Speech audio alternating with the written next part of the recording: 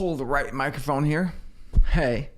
Last night I was out at dinner with a good friend who's also an entrepreneur, founder, and he just kind of escaped the world for about a year, left the country, went somewhere else, like dabbled, kind of lost focus, lost drive.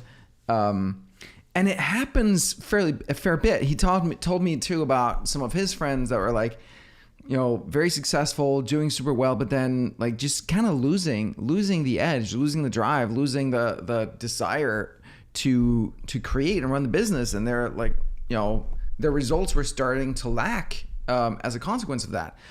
And what I think is going on, and what he basically confirmed to me for him, and is like, so when there are two sides to being.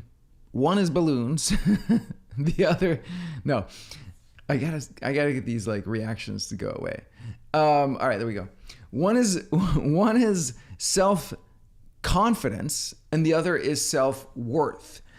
And the thing is that the reason that we become entrepreneurs typically is that we have low self-worth, and then we start chasing that feeling through accomplishments and achievements. We get driven to achieve a lot in life, and that makes us entrepreneurs and that makes us successful, which is great. But the problem is that the achievement is never going to fill that hole of self-worth. No amount of achievement is going to make you feel worthy.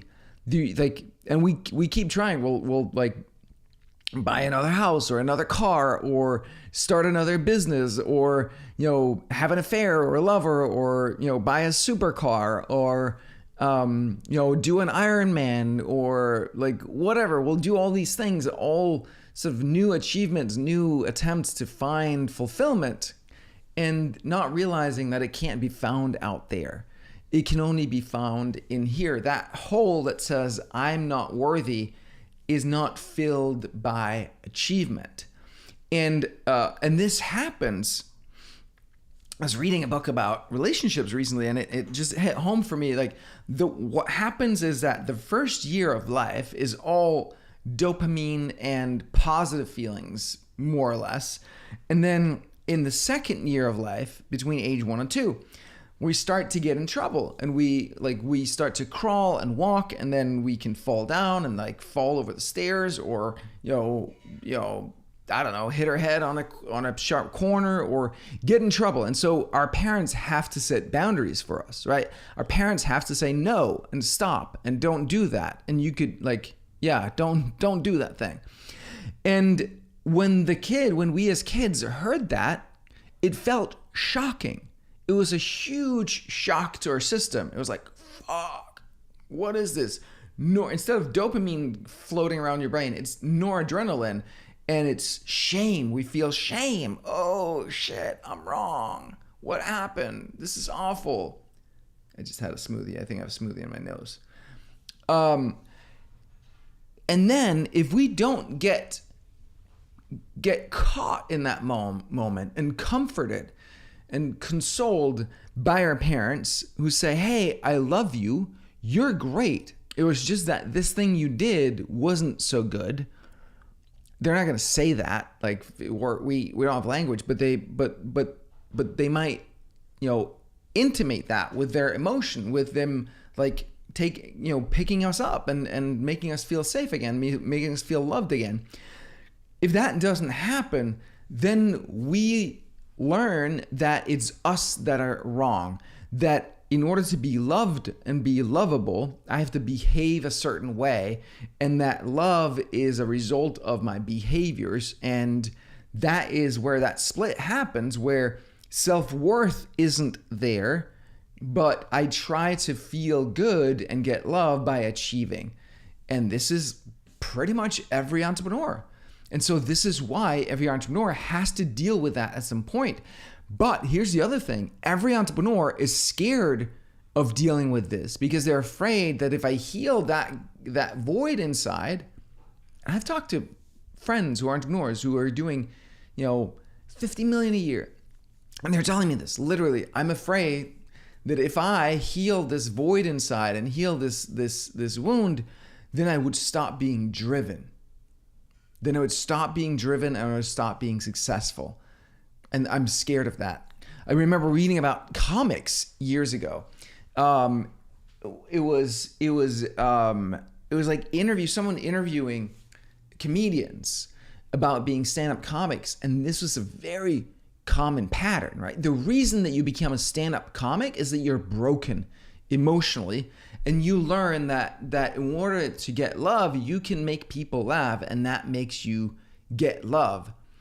And so you get really, really good at that. I mean, in general, that's what happens is, people who are successful in life, very often it's because they feel wrong and they came up with some survival strategy at some point early in life, and they're like, oh, when I do this, I get love.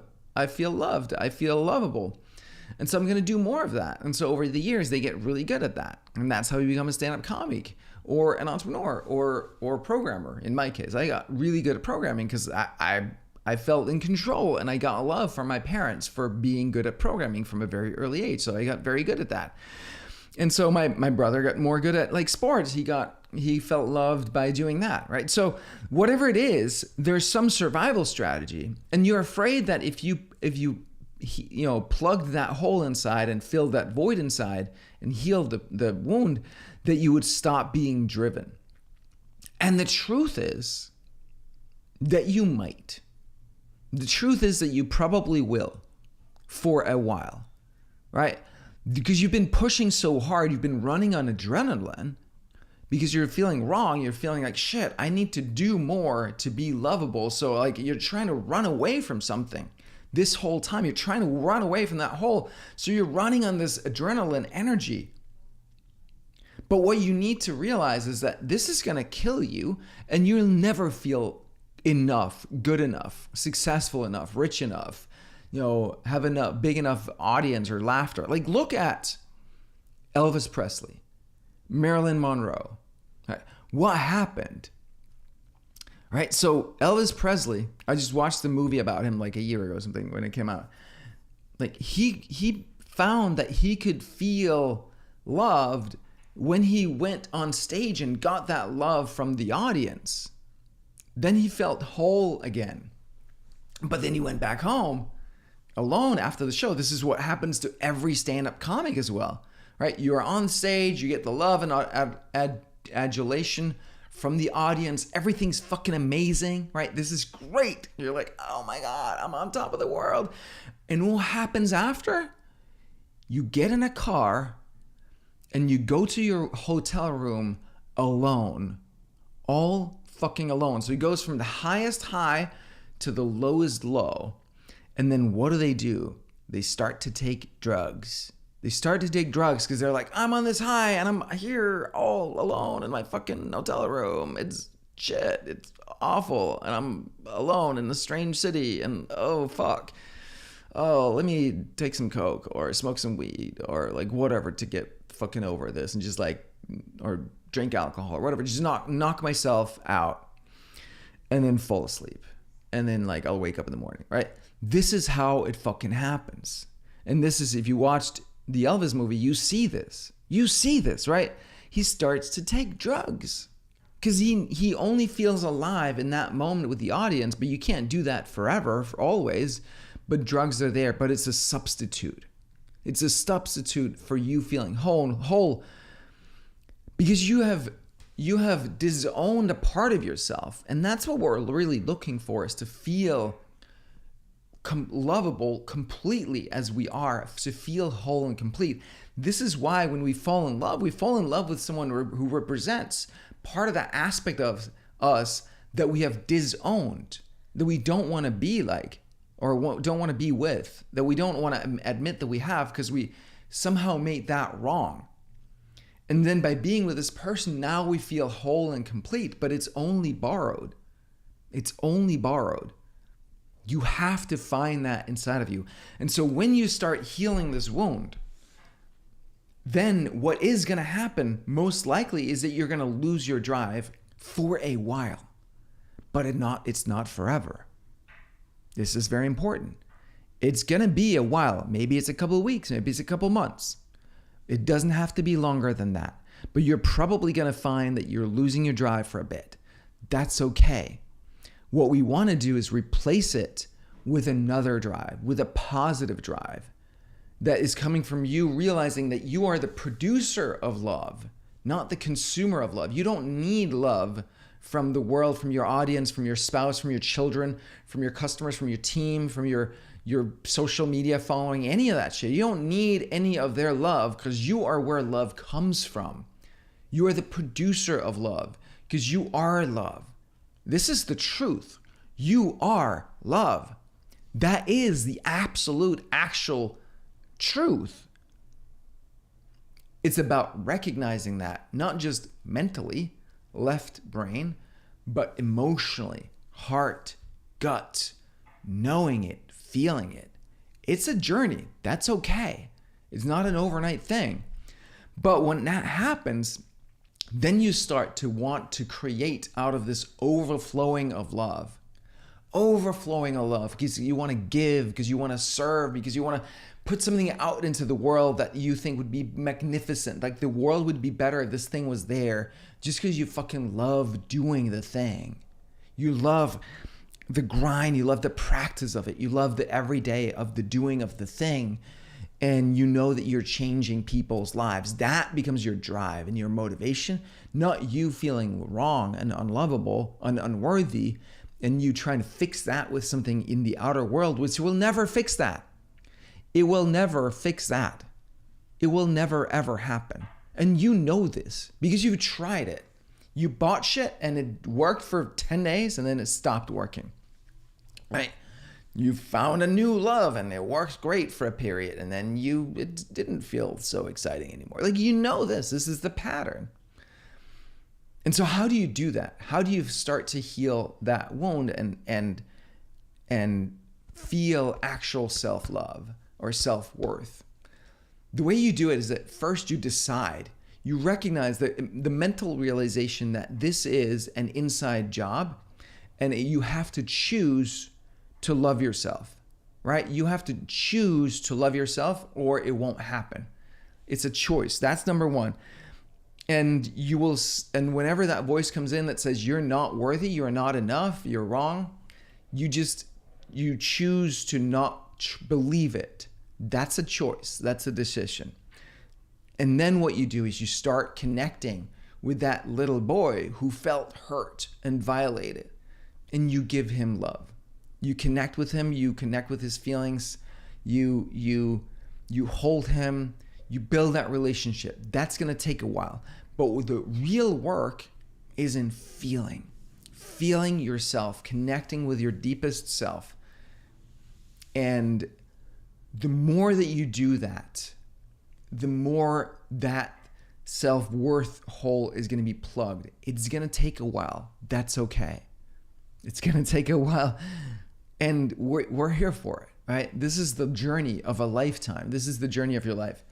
But and there are things that you can do to make it go faster, and things that you can do to make it better.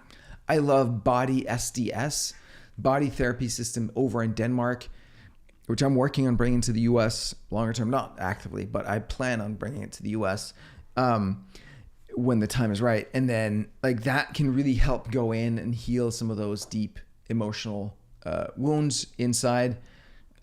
Gay Hendricks has a fantastic book on learning to love yourself, which is essentially cultivating the willingness to love yourself. There's lots of tools and techniques that we can use, and it's just about keep doing it, but start by having that realization that this is your work. And find a group, right? Find a group, find a coaching program. So I am actually doing a coaching program for successful entrepreneurs doing at least 7 figures, where we work on this particular issue and replacing that drive of feeling wrong with a drive of purpose and contribution. Right? That is the game. That is the game that's the shift that I want to see you make, that I want to support you in making. I'm putting together an event. It's going to be in February in some really nice location. I haven't decided yet. Bringing together like 15, 20, 7 figures, 8-figure entrepreneurs to do this work. This is what I have been preparing for a lifetime, for 20 years, probably. Actually 20 years, to do this work with you. And I'm super excited to be doing that. So yeah, get in touch if you want to be part of that group. Like I said, in February, it's going to be an amazing event to like really bond and connect and do, like, unfold, find that positive drive inside of you and that meaningful why and purpose. That's not just like a purpose statement, but something that you feel, something that's true, and that becomes the energy that you drive from. So yeah, enough of being lost and being just like driven. It's great to keep driven. I love people who are driven. Absolutely love it. But you don't want to be just like caught in it. You don't want it to be driving your life. You want you to drive your life. It's a very important distinction. All right, you guys. That's it for today. Get in touch if you want to be part of that event. Again, 7-figure earners in February. Yes. Email me, calvin@simplero.com or calvin@simplero.com. That works. All right. Thank you guys. See you soon. Bye.